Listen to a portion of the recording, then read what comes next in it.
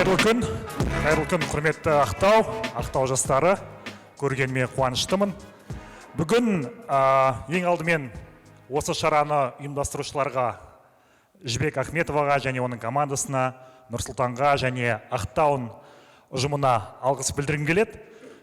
Өйткені осы кісілердің бастамасымен еліміздің батысындағы өздеріңізді көру мүмкіндігіне ие болдым. Мен мамандығым саясаттану маманымын, саясаттанушымын. Бүгінгі менің әңгімемді атаңның баласы болма, азамат бол деп атадым. Өйткені өкінішке қарай Қазақстан қазір мынау Экономист журналының рейтингі бойынша көріп тұрсаңыздар қызыл түстес мемлекеттердің қатарында. Мен алдағы уақытта, алдағы 20-30 жылда Қазақстанды өзім эгоист болып айтып жатырмын. Пенсияға шыққанша, пенсионер болғанша, мынау көк түстес мемлекеттердің қатарында болған қалаймын. Қызыл түс бұл авторитар мемлекеттер деген сөз. Яғни мемлекетте, саясатта билік бір адамның немесе соның айналасындағы адамдардың қолында деген сөз. Ал көк ол демократия орнаған мемлекеттер. Яғни бай мен кедейдің арасы онша қатты алыс емес. Азаматтар сайлауға барған кезде менің дауысым шынымен есептеледі деп баратын. Олардың дауысы сайлаудың нәтижесін шешетін мемлекеттер. Қазақстанды мен сол мемлекеттердің қатарынан. Және ең бастысы біздің қолымызда, баршамыздың қолымызда сол көк мемлекеттің қатарына қосылған мүмкіндік бар. Неге? Неге екенін айтайын. Біз Қазақстанда 32%. Ол деген халықтың 1/3. Егер біз сайлауды белсенді болатын болсақ, ең алдымен әрине сайлауды бірінші Қазақстанда шынайы өткізу керек, одан кейін барып белсенді қатысу керек. Сол кезде біздің дауысымыз сайлауды шешетін болады. Қазақстанда мынау енді 2022 жылға дейінгі ақпарат және қоғамды дамыту министрлігінің статистикасы биылдан бастап мен секілді 30-дан асқан азаматтар 34-ке дейін, 35-ке дейін жастардың қатарында. Мен жасы 31-де, ескі заң бойынша мен 2 жыл бұрын жастардың қатарынан сіздердің қатарыңыздан шығып кеткен. Бірақ жаңа өзгеріске байланысты мен әлі өзімді заң бойынша жаспын деп 34-ке дейін, 35-ке жеткенше айта аламын. Енді қарап тұрсақ, сіздер мектепте оқитындар қолдарыңызды көтеріңіздерші. Колледж, университет. Рахмет. Жалпы қарап тұрсаңыз, осы жастардың ішінде ең көбі 36%.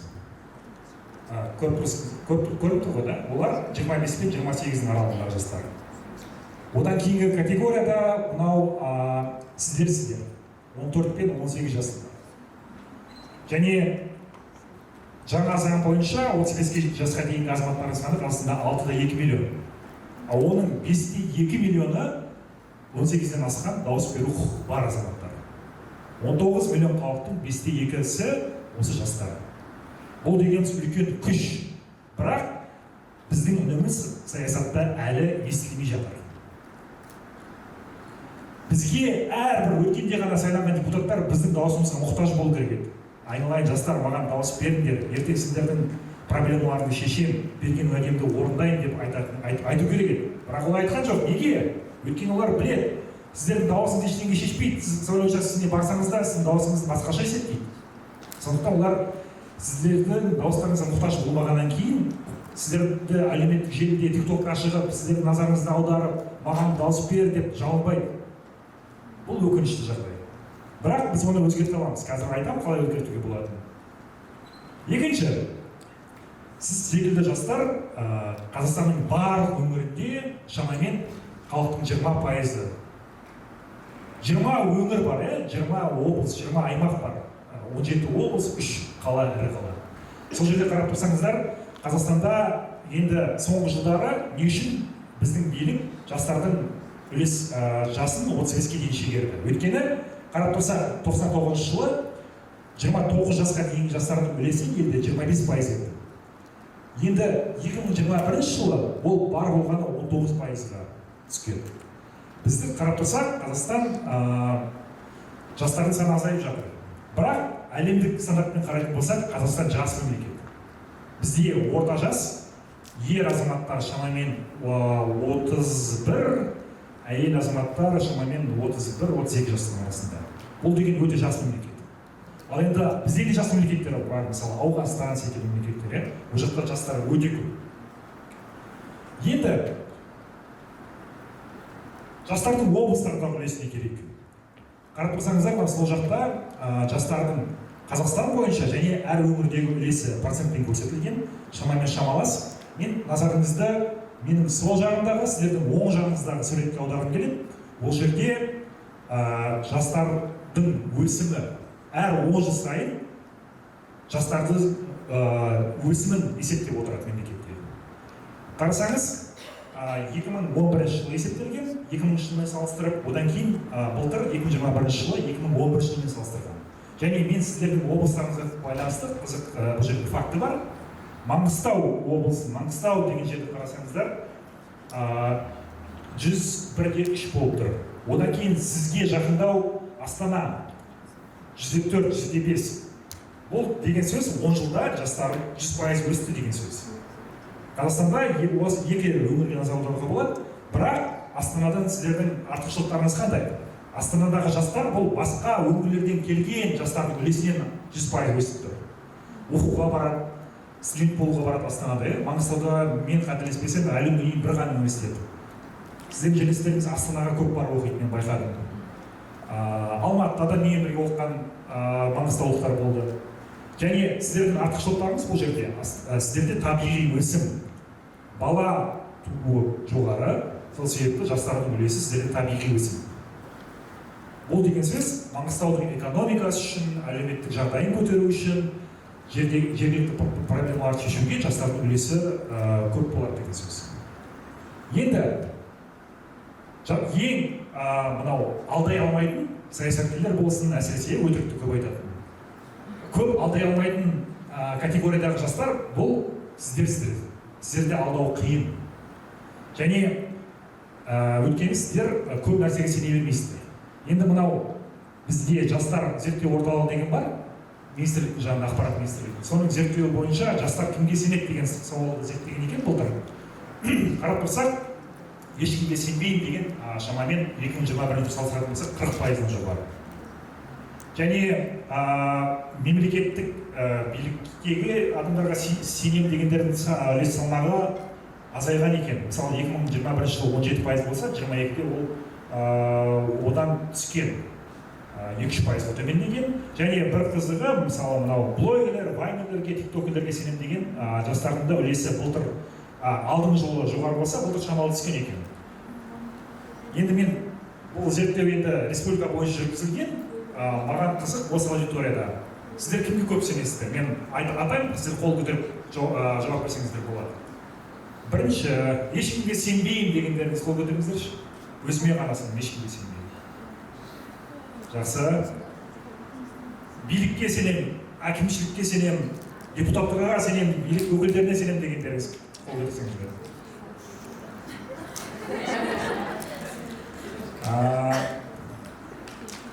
Нұрлан имамға сенемін, Қайрат Жолдыбайұлына сенемін дегендер қол көтерсеңіздер.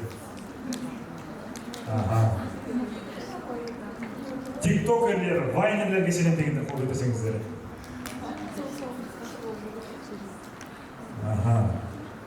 Саяси партияларға сенемін дегендеріңіз қол көтерсеңіздер. Партия мүше емессіздер ғой ешқайсыңыз. Тоқаевқа сенемін дегендеріңіз қол көтерсеңіздер. Тоқаев тигр дейтіндер қолдарын көтерсеңіздер. Жақсы, түсінікті. Спортсмендерге сенетіндер бар ма? Санауға бар, не? Жақсы. Бұны неге сұрап жатырмын, өйткені әлемде Edelman деген пиар компания бар, ақш-та. Сол мемлекеттік органдарға, бизнеске, мынау бақ дейміз ғой, газет, журнал, телевидение сенетіндердің және үкіметтік емес ұйымдарға, мынау азаматтық альянс, ақтау деген секілді ұйымдарға сенетін азаматтардың сенімін зерттейді, кім қаншаға сенеді деген секілді. Өкінішке қарай Қазақстан ол зерттеуге кірмейді, бірақ бізде де демократиялық мемлекеттердегідей мемлекеттік органдарға, билікке сенім өте аз. Бірақ бизнес пен үкіметтік емес ұйымдарға салыстырмалы түрде сенім жоғарырақ. Бұл енді түрлі факторларға байланысты. Енді қарасақ, мына жерде саясатқа қызығу деңгейі. Бұл басқа зерттеу. Эберт деген Германияның фонды бар, Қазақстан жұмыс істейтін. Сол фондтың зерттеуі. Қарайтын болсақ, саясатқа қызығатын адамдардың деңгейі Қазақстанда өте төмен. Бұл жастардың арасында жүргізілген, өте төмен.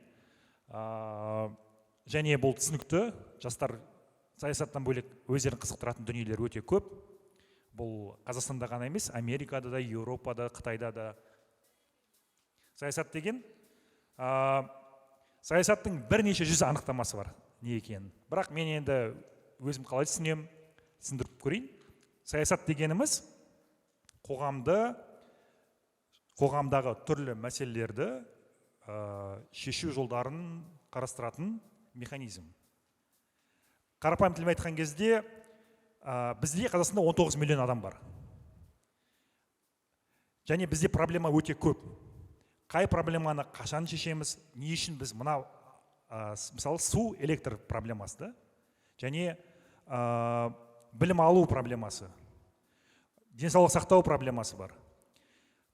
Және осы приоритеттерді қалай анықтаймыз? Неге қайсысын бірінші шешеміз деп ойлаймыз, ақылдасамыз. 19 миллион адамға соны дауысқа салатын болсақ, 19 миллион пікір болуы мүмкін. Бірақ олардың ішінде барлығына ортақ проблема анықталады. Адамдар айтуы мүмкін бірінші. Бізге білім, денсаулықты кейін шеше береміз, бірінші ауыз судың проблемасын шешіп алайық деп. Осылай дауысқа салуды арқылы шеше алатын болсақ, біз демократиялық жолмен проблеманы шешуге қадам жасаймыз. Бұл бір. Екінші нәрсе бар. Ауыз су проблемасы шешіліп қойған адамдар бар, балалары шетелде оқып азаматтар бар, мысалы бізде. Оларға ауыз су, больницада очередьке тұру деген сияқты проблема емес. Көбінесе бұл биліктегі адамдар және қолында ақшасы бар адамдар. Қарап тұрсақ, көпшілікті қызықтыратын проблема басқа, билікте отырғандардың проблемасы басқа. Бұл қалай болды бұлай? Бәріміз бір аспанда, бір мемлекетте астында, бір мемлекетте тұрып жатырмыз. Қазақстанның шекарасындамыз барлығымыз. Бірақ неге біреулердің проблемасы басқа? Біз шеше алмай жүрген проблема біреулер үшін ол проблема емес. Ал біз армандайтын дүние біреулер үшін уже бұрын әлдеқашан жасап қойған нәрсе. Бұлай неге болып жатыр? Қарап тұрсақ, саясат дегеніміз адамдардың қарым-қатынасы, билік пен азаматтардың қарым-қатынасы. Осының барлығын қарым-қатынасты, коммуникацияны саясат деп алсақ болады. Бірақ проблема шешкен кезде кейбір уақытта біздің үніміз естілмейді. Өйткені басында әңгіменің басында айтқандай, біз әлі күнге дейін қызыл мемлекеттердің ішіндеміз. Өйткені бізде сайлау деген механизм жұмыс істемейді. Адамзат баласы қаншама мыңжылдықтар бойы даму сатысынан өтті. Тарихтан оқыдыңыздар ғой, ежелгі Грекияда демократия деген пайда болған. Өйткені қала мемлекеттер үлкейген сайын оларды басқару қиындайды. Мысалы, Ақтауда қазіргідей 100 мыңдаған адам тұрған жоқ кезінде. Аз адамдар тұрды. Қанша уақыттан кейін қала үлкейді. Қала үлкейген сайын проблемалар да артады, проблеманы шешу жолы қиындайды. Сондықтан адамзат баласы қаншама соғысты басынан өткерді, бір-бірін жаулап алды. Өйткені табиғи ресурстарға деген тапшылық көп болды. Енді біз бұрынғыдай ата-бабамыз сияқты атқа отырып алып шабудың қажеті жоқ. Екінші дүниелік соғыстан кейін адамзат баласына ортақ адам құқықтарының декларациясы қабылданды. Барлығына бірдей деген 1948 жылы. Ол бойынша барлығымыздың өмір сүруге, таза ауамен тыныстауға, дұрыс тамақтануға, демалуға құқығымыз бар. Ол құжатты біздің билік мойындап қойған. Бірақ бұл жерде үлкен бір проблема бар. Бұл декларация құжат болғанымен, әр мемлекетті оны орындауға Біріккен ұлттар ұйымы, қауіпсіздік кеңесі міндеттей алмайды. Өйткені әр мемлекеттің өзінің шекарасы бар, өзінің конституциясы бар. Я біз мемлекет ол құжатты мойындайды, бірақ іс жүзінде жүзеге асыруға міндетті емес. Өйткені мемлекет біз жеке мемлекетпіз. Біріккен ұлттар ұйымына өз еркімізбен кірдік. Сондай-ақ біздің өзіміздің заңдарымыз бар дейді. Енді қарап тұрсақ, Біріккен ұлттар ұйымы бізге көмектесе алмайды. ОБСЕ бізге көмектесе алмайды, ол декларацияны орындату үшін. Енді кім көмектеседі деген сөз бар. Енді осы жерде сіздің саясат деген не деген келеді? Саясат деген біздің жағдайымызда. Бұл туылғаннан сізге берген құқықтарыңыз бар. Өмір сүру, таңдау құқығы, ұйықтау, демалу, жұмыс істеу, білім алу, денсаулықты сақтау. Осының барлығымызда бар. Сөз жүзінде барлығымызда бар. Бірақ іс жүзінде біреуде ол көп, кейбіреуде жоқ, кейбіреуде жартылай. Бұлай болмау керек. Идеал жағдайда бұлай болмау керек. Бірақ өмірде өкінішке қарай, мынау картада көрсеттім, бұл бірінші картада.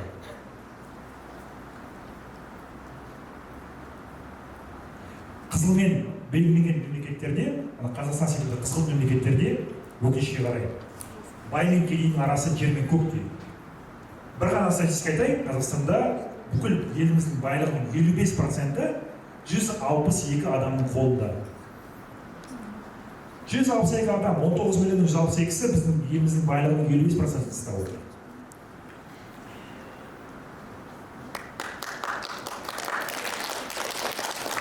Сондықтан осындай теңсіздік болмас үшін, елімізде адамдар кедейшіліктен зардап шекпес үшін, емделу үшін очередьке тұрмас үшін, білім алу үшін, мысалы, Ақтауда керемет жоғары оқу орындары болса, үйден алыстап сізге Астанаға бару не қажеті бар, логика салатын болса.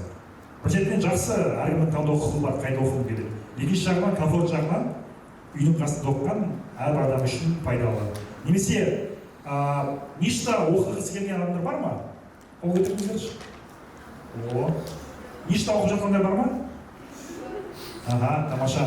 Сіздер басқа мектептің жағдайларын салыстырып көрдіңіздер ме өз мектебіңізбен? Қандай? Сіздерден жақсы ма? Сіздерден жақсы ма олардың жағдайы? Сіздерден күштірек, иә? Сіздерден мүмкіндіктер көп. Қалай ойлайсыздар? Маңғыстауда бүкіл мектепте осындай жағдай болу керек пе, ништағдай? Неге ол жағдай қазір жоқ? Эксперимент. Эксперимент көріп жатырмыз, жақсы жұмыс істейді. Сіздер мектеп бітіргеннен кейін шетелде оқи аласыздар. Білімдеріңіз мықты, ағылшын тілін жетік білесіздер. Экспериментті аяқтап, мүмкін барлығын көшу керек шығар, еш сияқты. Неге көшпей жатырмыз, иә?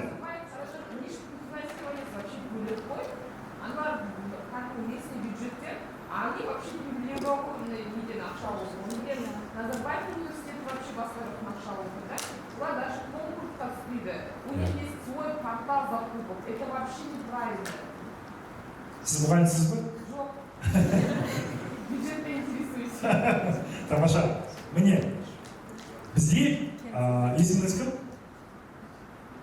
Сіздің есіміңіз кім? Атыңыз кім? Мархаба. Мархаба өте маңызды сұрақ қойды. Саясат дегеніміз не деген? Міне, бір мысал. Бізде білім беру саясаты деген бар. Саясаттың түрлері өте көп. Білім беру, денсаулық сақтау, жұмыспен қамту, экология мәселесін шешу деген секілді. Біз мына жерде қазір білім берудегі мемлекеттік саясатты талқылап жатырмыз. Тәртіп бар бізде, еш бар, қарапайым мектептер бар, ешқа іріктеудің жолы бар, қаржыландырудың жолдары бар. Қарап тұрсақ, мемлекет өз қолымен теңсіздікті жасап отыр, өз қолымен әлеуметтік теңсіздікті, білім алудағы теңсіздік жасап отыр. Заң бойынша, конституция бойынша, ең Қазақстандағы жоғары заң. Барлығымыздың орта білім алуға, тегін лайықты орта білім алуға құқығымыз бірдей бәріміздің. Бірақ кейбір адамдардың құқығы бізге қарағанда көбірек, кеңірек. Өйткені олар конкурс арқылы, әділ конкурс арқылы өтті. Бірақ біздің Қазақстанның жағдайын ескеретін болсақ, халқымыз өте аз, табиғи байлығымыз өте көп. Бізде егер коррупция болмаса, жоғарыда отырған кісілер әділ саясат жасайтын болса, әділ шешімдер шығаратын болса, әділ тәртіп орнататын болса, барлық мектептен еш жасауға болады. Менің айтқым келгені осы, яғни бізде саясат әділетсіз. Бізде саясат бар, Қазақстанда саясат жоқ дегенге келіспеймін, бірақ ол әділетсіз саясат. Енді Можно сразу? Слушай, ты, покажи, надо стабилизировать, чтобы сделать саясатқа қызығушылық аз, но жастардың арасында. жастардың арасында аз. Сол үшін бізде мәселе көп деп айтуға болады ма? Енді соған келе жатырмын. Мына жерде саясатқа араласудың жолдары өте көп. Бізде мынау инстаграмда, тиктокта саясатқа араласатындар бар, олар көбінесе бір нәрсеге қарсымын, қолдайық деген посттарды, стористарды бөлісіп қояды. Немесе мынандай петицияға қол қояйық, Қытайлардың Қазақстанға қаптағанына қарсымын деп қазір хит болып жатыр да адамдар. Бұның барлықтары хайп дейміз қазір. Ондай петицияға қол қою, қол жинау бар. Немесе соғыс басталған кезде Украинадағы Ресейде шығарылған заттарға бойкот жарияламыз деп шықты азаматтар. Ол да саясатқа қатысудың, араласудың жолы. Одан кейін бейбіт шерулерге қатысу. Енді мен сенімдімін, Жаңаөзеннен шыққан азаматтар бар ма? Ақтаудан басқа өңірде не? Сіздер енді 2011 жылы кішкентай болған шығарсыздар ол кезде, енді 2022 жылы былтыр қаңтар қырғыны кезінде көрдіңіздер ғой, бейбіт шерулер бізде басталды, газ елу деген Маңғыстаудан, Жаңаөзеннен басталды. Міне, ол да саясатқа араласудың бірден бір жолы. Бейбіт митингілерге, шерулерге қатысу, ереуілдерге қатысу, әсіресе мынау мұнайшылар, шахтерлар бізде әсіресе ереуілге көп шығады, еңбек жағдайын дұрыстауды, айлығын көтеруді талап етіп, ол да еңбек құқығын талап ету, еңбек құқығын. Одан бөлек бізде саясат көп араласады, өйткені ол азаматтар солай үнін жеткізбесе, басқа мүмкіндігі жоқ. Топқа немесе науқанға қаржы көмек жинау. Каспийден ақша аударғандарыңыз бар шығар, біреуге көмек берейік, немесе біреуді қолдайық деген секілді. Ол да бір саясатқа араласудың бір әдістері. Енді мемлекеттік қызметкерлерге сіздер жүгінбеген шығарсыздар әлі күнге дейін, сайлауға қатысқан жоқсыздар, 18-ге толмадыңыздар көбісіңіз әлі. Дегенмен ол да болашақта сіздердің құқықтарыңыз болады. Қарап тұрсақ, ең осы әдістердің ішіндегі Қазақстанда әзірге ең танымалы бұл біреуге қаржылай көмек аудару. Жастардың арасында 21%. Яғни бізде ең қауіпсіз түрі десе де болады. Әлі күнге дейін сіздерден жастары екі есе үлкен, мен секілді 30-дан асқан азаматтар бейбіт митингіге қатысуға қорқады. Өткен олардың санасында әбден сіңіп қалған, митингке барсаң түрмеге қамап тастайды, ұрып соғады, өлтіріп тастайды деген. Мен өзім ең алғашқы митингіме 24 жасымда қатыстым. Бірақ Қазақстанда емес. Болашақпен оқып жүрген кезде Вашингтонда 500 мың адам қатысқан, 500 миллион адам қатысқан әйелдер құқығын қолдайтын әйелдер маршына қатыстым. Вашингтонға әйелдер маршы деген. Менің сол кезде көргенім жалпы ол тақырып айтпақшы, әйел құқығы, адамзат құқығы деген негізі тақырыппен өтті. Хиллари Клинтонның ең танымал спичтерінің біреуінен алынған. Сол митингіде көргенім, Қазақстанда біз әбден бала кезде миларыңызға құйып тастайтын шығар, үйде отырыңдар, тыныш отырыңдар, ештеңе жазбаңдар, айтпаңдар деген секілді. Бірақ бейбіт митингі бұл тек қана көшеге шығу емес, айқайлау емес. Бұл адамзат баласының гарантия берілген құқығы. 1948 жылы жаңағы айтқан адам құқықтары бойынша жалпыға бірдей декларацияда саяси құқық деген бар. Соның ішіне митингіге, бейбіт шерулерге қатысу кіреді. Тіпті бізде конституцияда жазылған, ата заңда жазылған, барлығымызға кепіл берілген ол. Сондықтан ондан жалпы бөжай жасаудың, қорқудың қажеті жоқ. Бейбіт митингі ол сіздердің құқықтарыңыз. Ең бастысы қарусыз, ең бастысы біреуді ұрып соғусыз бейбіт форматта өту керек. Енді бұндай сауалнама қоғамдық саяси өмірге байланысты жастардың арасында басқа зерттеуде жасалған 2021 жылы, мен айтқан жаңа Эберт Хорның зерттеуі. Сол жерде ең танымалы волонтер болу 7-9. Жастардың 8%-ға жуығы волонтер болу тәжірибесі бар. Сіздердің араларыңызда волонтер болғандар бар ма? О, тамаша, тамаша. Бұл да бір елімізде азамат болудың бірден бір жолы. Ал саяси партияға мүше болу, демонстрацияға қатысу деген секілді іс-әрекеттер жастардың арасында әлі күнге дейін танымал емес.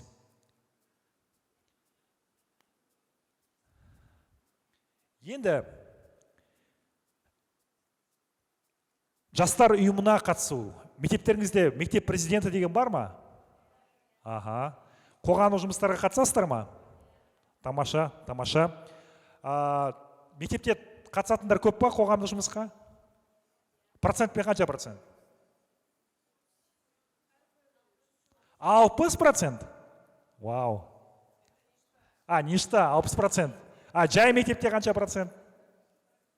40. 45. Вау, тамаша. Ал Қазақстан бойынша мынау зерттеуге сенетін болсақ, қатыспаған адамдар қарап тұрсаңыздар, қанша процент деп тұр? Жастар ұйымдарына қатыспаған көрінбей ма?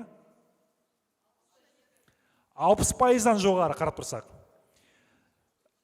Сіздерге қарағанда керісінше картинка, сіздерде 60% қатысатын болса, сіздерде үлкен азаматтар бар, менің категориямдағы азаматтар бар, олардың көбісінің жастар ұйымына қатысы жоқ, қызық емес. Енді көбінесе бізде Жас Отанды білет, енді Ақтауда Ақтауынды білесіздер. Енді мен қазір кешірім сұраймын, форматтан шығып баратқан сияқтымыз, уақытта тығыз. Сіздерге азамат болудың, мен тақырыбым атаңның баласы болма, азамат бол деген тақырып. Енді қалай азамат боламыз? Азамат болу деген сол 18-ге 16-ға толып куәлік алу, одан кейін паспорт алу деген емес. Азамат болу деген ол өз өміріңе және айналаңдағы ортаға, мемлекетіңе жауапты, өз құқығын білетін, міндетін білетін азамат болу. Енді біз қалай боламыз? Бірінші, үнемі өз құқықтарымыз бен міндеттеріміз туралы білімді жетілдіріп отыру керек. 1948 жылы қабылданған адам құқықтары туралы жалпыға бірдей декларацияны оқығандарыңыз бар ма? Санаулы адам, соны алып ашып оқимыз, үйге тапсырма. Конституцияны оқыдық па? Барлығын. Былтырғы енген өзгерістермен қосып. Оны оқимыз, Одан бөлек қаншама басқа да құжаттар бар. Бірақ ең бастысы осы екеуінен бастасақ жаман болмаймыз. Мектепте адам және қоғам құқық деген сабақ бар ма әлі? Сол сабақтарда құқықтарымызды талқылаймыз, қалай бұзылатынын бірге анықтаймыз. Бұл бірінші жолы. Екінші, сіздің құқығыңызды сізден басқа ешкім қорғай алмайды. Өз құқығыңызды өзіңіз ғана қорғай аласыз. Мен сіздерге бір мысал келтірейін. Сіздердің бәріміздің замандасымыз, жасы сіздермен қатар, Фатима мен Медина Майсара деген Алматыда екі белсенді қарындасымыз бар. Былтыр осы қарындасымызбен бірге TEDx Астана деген іс-шараға бірге қатыстық. YouTube-тан тауып алып көрсеңіздер болады. Алматы қаласында осы екі қыздың бастамасымен, екі қыздың күресінің арқасында биылдан бастап Алматы қаласында мектеп оқушылары тегін автобуспен мектепке барып қайтатын болады. Фатима мен Медина бұған бір күнде қол жеткізген жоқ. 3 әкіммен күресті. Кезінде Бақытжан Сағынтаев, Бауыржан Байбек енді келіп, Досаевтың уақытында осы шешім күшіне еніп жатыр. Байбектің кезінде, Сағынтаевтың кезінде бұл екі қызға күліп айтқан екенсің. Сендер әлі баласыңдар, ештеңке білмейсіңдер, бюджетте ақша жоқ деп. Бірақ бұлар қаншама жыл күресу арқылы осыған қол жеткізді. Сіздер де Ақтауда осы видеоны көруді ұсынам, көріп шықсаңыздар, көздеріңіз жетеді. Сіздердің де мүмкіндіктеріңіз бар. Келесі, енді бұл жастарыңыз шамалы өскен кезде, 18-ге толған кезде дауыс беру құқықтарыңыз болады, ол кезде сайлауға барып қатыса аласыздар. Тақырыпты көтерді, 1xBet-ке қарсымыз деп шықты. Неге олар парламентке кірген күннен бастап 238 адам кем дегенде Қазақстанда оққа ұшты қаңтарда? Солардың өлімін зерттеуді неге бастамады? Парламентте неге тыңдау өткізуді бастамады? Өйткені жасанды партия. Шынайы партия ең бірінші. Бізде Конституцияда жазылып тұр, Қазақстандағы ең басты құндылық адам және оның өмірі деп жазылып тұр. Егер ол рас болатын болса, республика секілді партиялар шын партия болатын болса, біз осы мәселені көтергенді көретін едік. Сондықтан менің айтарым, атамыздың баласы болу оңай. Туылғаннан бастап барлығымыз атамыздың, әжеміздің, папамыздың, мамамыздың баласымыз, ол ағылшынша айтқанда by default болатын нәрселер. Ал азамат болу бұл өте жауапты және қиын жол. Бірақ түптің түбінде ол жолды жүріп өту тұрарлық. Өйткені Қазақстан мынау қызыл мемлекеттердің қатарына шығып, көкшіл мемлекеттердің қатарына қосылған кезде, көк түстермен белгіленген демократиялық мемлекеттердің қатарына кірген кезде, біз мынау ауысу, жол, 2 сменамен оқу, емделу үшін очередьте тұру деген секілді мәселелерді біздің күн тәртібімізде тұрмайды. Біз шешу керек деп басымызды қатырмаймыз. Ол кезде ол проблемалар by default шешілетін болады. Біз ол кезде басқа проблемамен басымызды қатыратын боламыз. Ол кезде бізде еліміздің байлығының жартысынан көбі санаулы адамдардың қолында болмайды. Бізде санаулы ғана адамдар жақсы мектепте оқымайды. Санаулы адамдар ғана шетелде демалуға мүмкіндік алмайды. Осының барлығы азамат болуға тұрарлық жол. Сондықтан баршаңызды азамат болуға шақырам, батыл болуға шақырам, және ақтауын секілді іс-шаралар көп болсын. Жаңа айттыңыз ғой, 60%-ға жуық бізде қоғам жұмысқа қатысады деп, ништа. Сол секілді басқа мектептерде балалар қатыссын, белсенді болсын. Аман болыңыздар, азамат болыңыздар. Рахмет. Вау.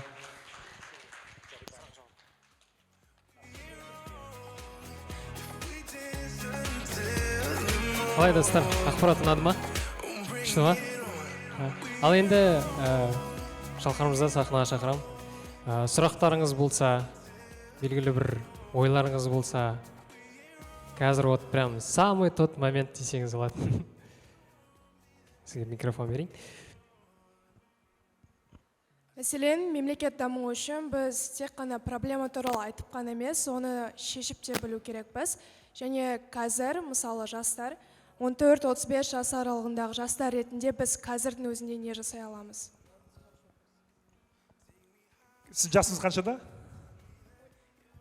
17. Мектепте оқисыз ба? Иә.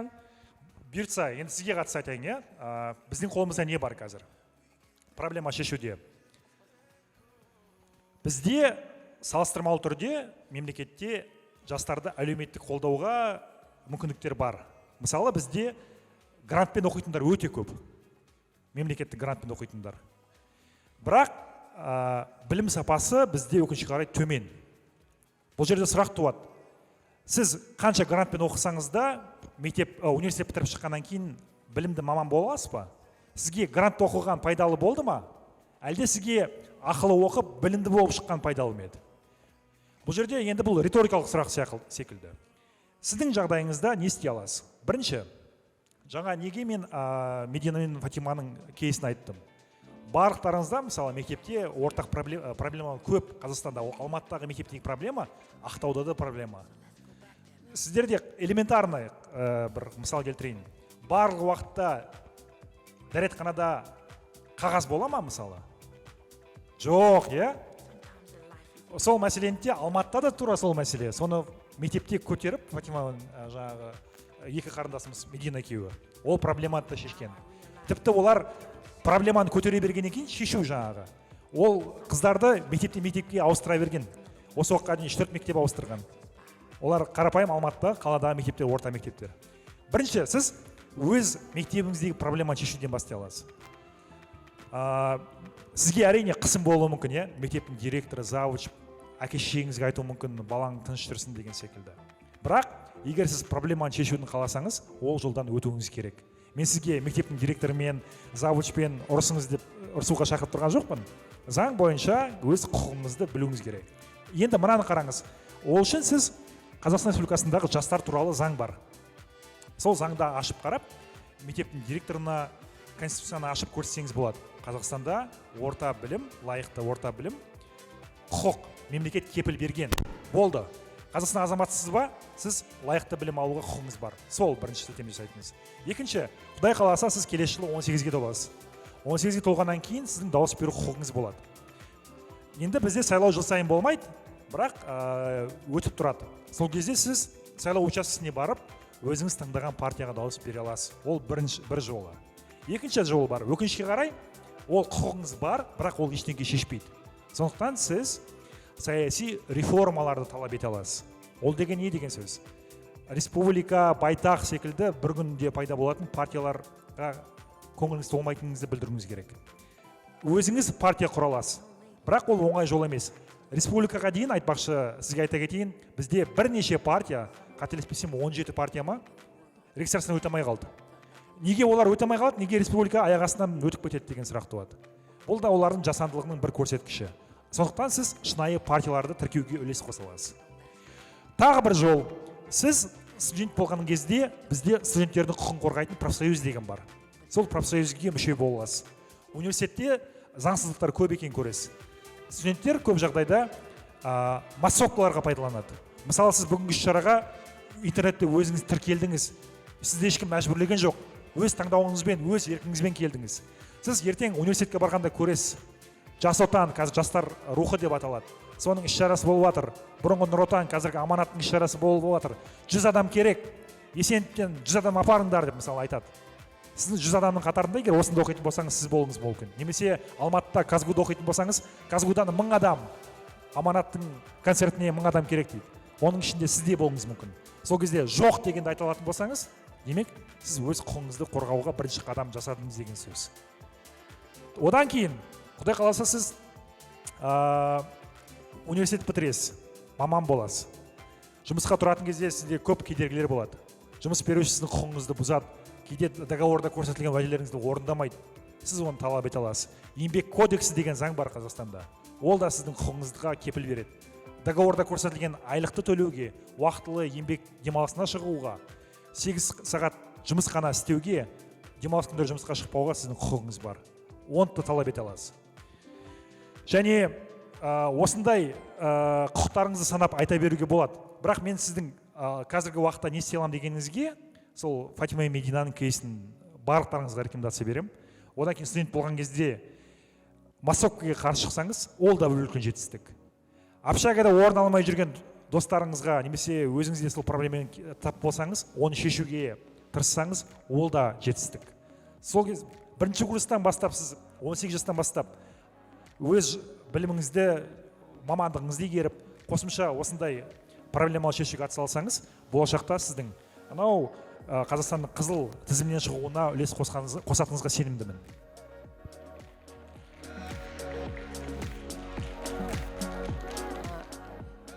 Менде мынандай сұрақ, неге жалпы осы өзіміздің құқығымызды талап еткенде, немесе құқық туралы айтқан кезде, ол мысалы үшін мен жолдасым тарапынан да, мысалы үшін мен әйел адам ретінде өзімнің құқығым талап еткенде ұнамайды. Мен ол не только ол семейный отношениеде, барлық салада ол нәрсе ұнамайды да. Мен өзім общественный организация жұмыс жасағаннан кейін менде кішкене ол активный проявляться етеді да. Вот осы нәрсе неге психологияға мен байланысты ма, осы нәрсені кішкене түсіндірсеңіз да. И әйелдерге қатысып в том числе, потому что мен өзім қазір, мысалы үшін, сіз жаңа айтып отқан кезде, мысалы үшін, мен мектеп, мен мысалы үшін 2 бала тәрбиелеп отырмын да, мен қазір мендегі вопрос Ақтаудағы действительно білім мәселесі шамалы да. Мысалы үшін, Астана, Алматыда помимо ниш есть там еще школы, которые более-менее доступные, но менде ол жоқ. Вот это вот для меня проблема. И мен ол туралы айтқан кезде опять ұнамаймын да адамдарға. В целом, вот почему вот именно осы мәселе? Сұрағыңыз өте өзекті, рахмет. Бізде қазақта анандай негативті коннотациясы бар сөз бар. Бәлеқор, заңхой деген сөздер бар. Мен өзім ауылда өскем, ауылда бір 2-3 ақсақал болады, үнемі проблема көтеріп жүреді. Олар 0,001% ауыл тұрғындарының. Ал қалған 99% ол 3 ақсақалды жек көреді. Заңхой, бәлеқор деп атайды. Бірақ ол кісілер өздерінің құқықтарын талап етушілер. Өкінішке қарай біздің психологиямызда, менталитетте өзіне тиісті нәрсені талап еткен адамдарды жек көру деген бар. Өйткені бізде мынау көппен көрген ұлы той деген секілді бір мәтелді мақалдар бар ғой, сол санамызға сіңіп қалған. Яғни көпшілік қайда болады, сол нәрсе дұрыс, көппен бірге жүріп тұру деген дұрыс. Олар адаспайды деген бір түсінік бар. Бірақ тарихта ол қате екені көрсетілген бір мысал бар. Мысалы, фашистік Германия. Екінші дүниежүзілік соғыс қалай басталды? Фашистерді қолдаған сол кездегі Германия демократия орнаған мемлекет болған. Бірақ саясаттың бағыты теріс болып, саналы адамдардың барлығы фашизмді қолдай бастады. Бұл адам табиғатында көпшілік адаспайды дегенге бірден бір мысал. Үнсіздік. Сіз жаппай үнсіз болу арқылы үнсіздік қылмыс деген бар. Silence is violence деген сөз бар, ағылшынша. Үнсіздік бұл көз жұмып қарау деген сөз. Заңсыздыққа, кейіннен заңсыздық, үнсіздік қылмысқа келеді. Адамдарға комфортно, екінші нәрсесінің себебін айтайын. Проблеманы қозғамау, көтермеу, басын ауыртпау, тыныш, үйреніп қалған. Қазір сіз ана проблеманы көтеретін болсаңыз, сізге қоңырау шалына бастайды, қой деп туысыңыз, отбасыңыз, мүшелеріңіз ойыңыздан тайдырта бастайды. Одан кейін жұмыс беруші, бастығыңыз сіздің ойыңызды өзгертуге тырысады. Одан кейін ауданнан, қаладан, облыстан қысым көрсетуге шығады. Бұның барлығы адам комфортынан шыққысы келмейді. Екіншіден, сіз прецедент деген нәрсе бар. Сіз бір нәрсені жасайтын болсаңыз, басқалар үшін ол үлгі болады. Сіз проблема шеше алатын болсаңыз, ол басқаларды шабыттандырып, олар да құқығын талап етіп бастауы мүмкін. Осында жағдай болмас үшін сіздің үніңізді естіртпеуге тырысады. Бұл да бір қолында билігі барлардың табиғи реакциясы. Сондықтан бұл менталитетте, екінші жағынан комфортта, үшінші жағынан бізде авторитар режим болғаннан кейін проблеманы көтеру тиімсіз. Тағы да сұрақтарыңыз бар ма? Уағалейкумассалам. Бір Қазақстанда өкінішке қарай біздің құқығымызды қорғауы керек органдар көп жағдайда біздің құқығымызды аяққа таптайды. Оны біз барлығымыздың көзіміз жеткен жағдай бұрында көріп жүрдік, бірақ барлық азаматтардың көзі жеткені былтыр қаңтардан кейін болды. Қаншама бейкүнә адамдарды қазір қинап, зорлап, соттап жатыр. Олар бар болғаны бейбіт митингке шыққан еді. Енді өкінішті. Екінші жағынан жаңағыдай сіз заң бұзушылықты айтсаңыз, мемлекеттік саясатпен келіспейтінді айтсаңыз, қысым көруіңіз мүмкін. Қорқыныш пайда болады. Ондай қорқыныш менде де болды. Мен Қазақстандағы ең алғашқы митингім 2019 жыл болды. Мен ең бірінші митингіме 26 жасында қатыстым Қазақстанда. Бірақ ең бірінші митинг мен Америкада 24 жасында қатыстым. Бірақ ол кезде мен дәл Қазақстандағыдай қорқыныш сезінген жоқпын. Парадокс. Мен шетелде, басқа мемлекетте, бөтен елде өзімді қауіпсіз сезіндім. Өзімнің туған жерімде, өзім өмір бақи өскен елімде өзімді мен қауіпсіз сезінемін. Бұл парадокс. Енді қорқынышты бірден бір жеңудің жолы ол басқаларға айту, ашық айту. Әлеуметтік желі бар. Қазақстанда енді қазір істеп тұр, әлеуметтік желі бар. Журналистер бар, тәуелсіз журналистер бар. Солармен байланысты болу керек. Мысалы, егер сіздің бизнес заңды болатын болса, жұмысыңызда тиянақты істейтін болсаңыз, сізге олардың басқа претензиясы болуы мүмкін емес. Яғни жұмысыңызды адал істеңіз, сізге ешқандай претензия болмайды. Екінші, құқығыңызды кәдімгі заңда көрсетілгендей талап етіңіз, одан қорықпаңыз. Үшінші, сізге қысым болды ма, дереу оны әлеуметтік желіде журналистерге айтып жария қылыңыз. Кез келген мемлекетте авторитар режим неден қорқады? Жариялықтан қорқады. Неге олар үнемі барлығын жабық жасауға тырысады? Өйткені жария сұрақ қойғаннан қорқады, жауап беруден қорқады. Ашық болу керек. Сондықтан проблемаңызбен өзі жүріп қалмаңыз, құқық қорғаушылар бар, адвокаттар бар. Солардың телефон нөмірлерін алыңыз, солармен байланыста болыңыз. Одан бөлек өзіңіз секілді белсенді азаматтар айналаңызда міндетті түрде табылады. Олармен бірге байланыста болу керек. Комьюнити деген сөз бар, өзіңіздің комьюнитиді құрыңыздар, азаматтардың нетворкинг құрыңыздар. Сондықтан бұл жерде жариялық қайталап айтамын. Сізге қысым болды ма, міндетті түрде жариялаңыз. Оны басқалар білу керек. Және сізге телефонмен звонайтын болса, сообщениелер келетін болса, скриншоттап алыңыз, оны да жариялаңыз. Өйткені азаматтарға факті керек.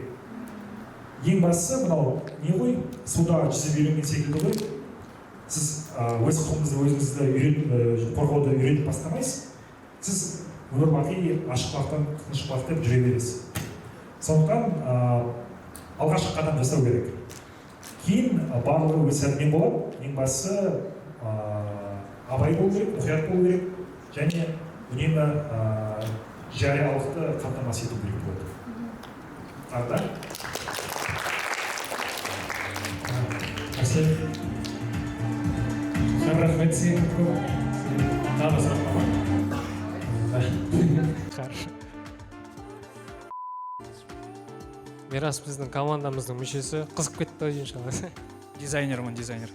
Шалқар, сізден сұрағым келіп тұр. Негізі балық басынан шіриді дейді ғой, енді өзіңіз айтып жатырсыз, үстіндегілердің, биліктегілер заңсыз түрген, келген, әділетсіз келген депутаттар көп отырған, тек өтірік сайланып қойған, өтірік өзінің рөлін ойнап отырған депті. Балық басынан шіргенмен қазір оны сол шірген нәрсені өзгерту үшін, түзету үшін, емдеу үшін халықтың да бір білімінің санасы көп болу керек шығар, биік болу керек шығар.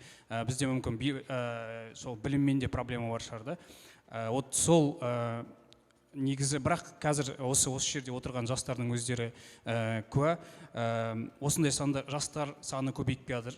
Яғни білімді, өзінің құқықтарын білгісі келетін, Қазақстанды өзгерткісі келетін, осы жақта қалғысы келетін. Өзім сондай адаммын, мысалы, мен басқа шетелге барып, басқа жаққа барып ештеңе өзгерткім келмейді. Ол жақта барлығы уже тепличный период, барлығын істесеңіздер, сізге дайын тұр мемлекеттер демократический. Ал мына жақта Қазақстанда өзгертуге мүмкіндік бар нәрселер өте көп вообще бастан асып жатыр. Осы Актаун шығармашылық бірлестігінің бір миссияларының бірі сол заттарды өзгерту. Енді сұрақ, сол жаңағы әділетсіздіктің уақытының азаюы немесе қай кезде осы Қазақстанның шынымен авторитарлықтан демократиялық уақытқа жеке өзіңіздің ойыңызша, болжамыңыз бойынша қандай уақытта өзгереді деп ойлайсыз, немесе осы жастардың мүмкіндіктерінің санды арттыру үшін, сондай сұрақ. Демократияға қашан өтеміз деген сұрақ қой, өзіңіздің болжамыңыз бойынша. Біздің демократияға өтуімізді жылдамдатқан былтырғы қаңтар қырғыны болды. Бірақ біз адам шығынысыз, адам өлімінсіз демократияға көшу мүмкіндігіміз бар, бейбіт жолмен. Халық, үнемі айтам, демократияға дайын. Халық демократияға дайын емес деген бос сөз. Бір ғана мысал айтайын, біздің азаматтарымыз президентті сайлауға дайында, өз әкімдерін сайлауға дайын емес. Қалай сонда? Сіздер облыс әкімін сайлай алмайсыздар, бірақ Тоқаевты сайлай аласыздар президентті. Қарап тұрсақ, ақылға қонбайтын нәрсе. Сіз элементарно аудан әкімін сайлай алмайсыз. Енді келесі жылдан бастап аудан әкімін енгізейін деп жатыр, бірақ оның өзі қандай сайлау болатыны қазірден белгілі. Енді сіздің сұрағыңызға келетін болсам, бұндай сайлау өткізу ол демократияның көрсеткіші емес, демократияның көрсеткіші біздің өмір сапамыз арта бастаған кезде, сайлау ашық, әділ өте бастаған кезде басталады. Енді менің жеке өзім болжам бойынша әлі бізге кем дегенде бір ұрпақтың өмірі, ол шамамен 25 жылдай. 25 жылдан кейін біз мынау қазіргі шығыс Еуропадағы демократияның проблемасы бар мемлекеттердің қатарынан қосылуымыз мүмкін. Ол да мүмкін, ықтималдылығы енді жоғары деп айта алмаймын. Өйткені қазір біздің автократ билік демократияның имитациясын өте қатты меңгеріп алды. Жаңағы республика секілді ойыншық партияларға сенетін азаматтар өкінішке қарай бізде саны біршама бар. Өйткені ол азаматтар танымал, әбден осы уақытқа дейін біздің сенімімізге кіріп алды. Вайнер болды, блогер болды, инфлюенсер болды. Сол секілді оны айтпақшы, былтыр TEDx'те мен өз сөзімде қозғағам, оны қазір айтып уақытыңызды алмай-ақ қойын. TEDx'тен көрсеңіз болады, TEDx Астана, Шалқар Нұрсейіт деп жазсаңыз, YouTube-тан таба аласыз. Сол жерде автократ мемлекеттердің имитацияны, демократияның имитациясын және манипуляцияны қалай жасайтынын Қазақстан мысалында айтқан болатын. Сондықтан, егер мынау сіз айтқан өте дұрыс айттыңыз, азаматтар өзінің білімін көтермей, ағартушылықпен айналыспай, біз демократияға өтуіміз кейінге шегеріле береді. Біз белсенді болмай, мен айтқан жаңа 25 жыл, 50 жылға кетуі мүмкін. Сондықтан мен сіздерге үміт арта отырып, 25 жыл деп айтып отырмын. Өйткені қазіргі сіздің замандастарыңыз, сіздің ұрпақ көп нәрсеге бойынша бізден айырмашылығы бар. Тіпті біздің арамыз бір қатты үлкен емес. Сіздермен қатар менің інім бар. Бірақ мен сол інімнен көретінім, ол маған қараған кезде 16 жастағы Шалқардан, ол мүлдем басқа 16 жастағы Санжар. Сондықтан мен інің аты Санжар, түсінікті болу үшін айта кетейін. Сондықтан мен сіздерге өте үлкен үміт артамын. Сіздер өйткені әділетсіздікті көрсеңіздер, кезінде біз шыдайтын едік, сіздер шыдап тұра алмайсыздар. Жоқ дегенде оны келіспейтініңізді айта аласыздар. Бұның өзі үлкен көрсеткіш.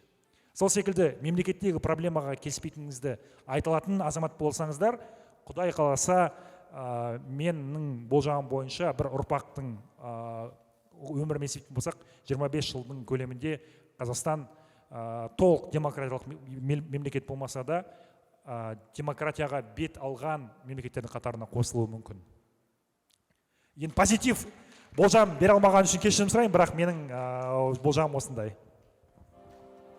Көп рахмет, мен уақыттарыңызды көп алып кеткен сияқтымын. Ұйымдастырушылардан кешірім сұраймын.